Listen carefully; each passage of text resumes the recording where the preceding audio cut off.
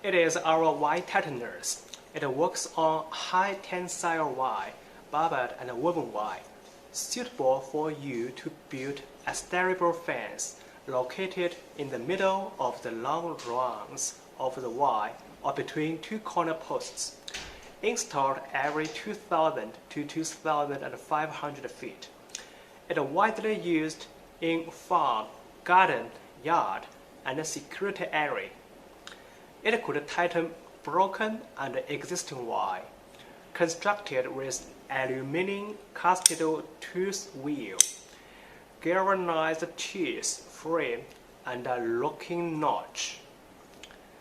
Simple structure, easy to use, got an extra tools for tighten adjusting, better than many other products on the market.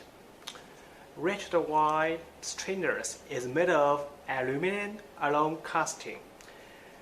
Galvanized surface for corrosion protection, strong and durable, can be used for a long time, required strainer handle when using. It is stable and safety.